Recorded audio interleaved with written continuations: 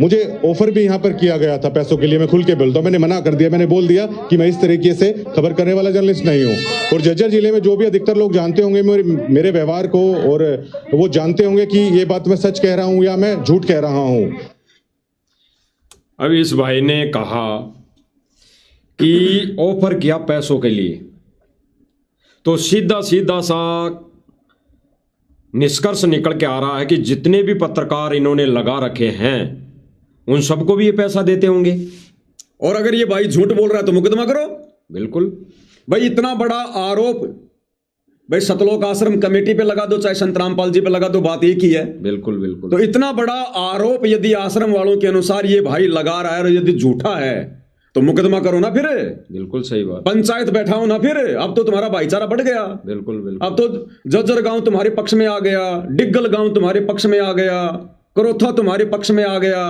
अब तो पंचायत बुलाओ ना और बैठाओ भाई को बीच में कि भाई तू झूठ क्यों बोल रहा है, हमने तेरे को कब पैसे का ऑफर दिया। बिल्कुल भाई तो खुद कह रहा है कि अगर मैं झूठ बोल रहा हूं तो पंचायत बैठाओ ना, आश्रम वाले आओ ना सामने। बिल्कुल बिल्कुल। मेरे पास में सारे सबूत हैं, पोल खोल दूंगा वहीं। तो ये झूठे लोग नहीं आएंगे सामने, झूठ के पैर नहीं होते।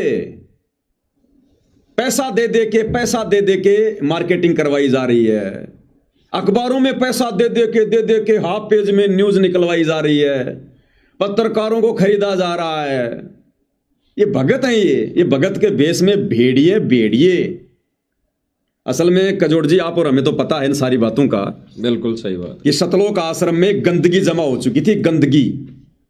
जिस गंदगी ने बरवाला कांड करवाया, संत जी के ऊपर देशद्रोह का मुकदमा लगवाया, संत जी के ऊपर मर्डर का मुकदमा लगवाया, सारे कुकर्म किए सतलोक आश्रम कमेटी ने और दोष सिद्ध कर दिया गया संत रामपाल जी के ऊपर।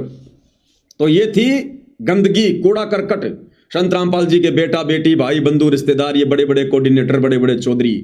अब भैया संत जी अगर मुंह पे कह दे तो भक्ति छोड़ छाड़ के भाग जाते ये लोग। बिल्कुल। तो संत कभी भी मुंह पे नहीं कहता कि चलो नादान जैसे भी है भक्ति तो करता रहेगा कम से कम, लेकिन समय आने पर उनके विधान के अनुसार वो कचरा ऑटोमेटिक बाहर निकलने लगेगा, ऑटोमेटिक।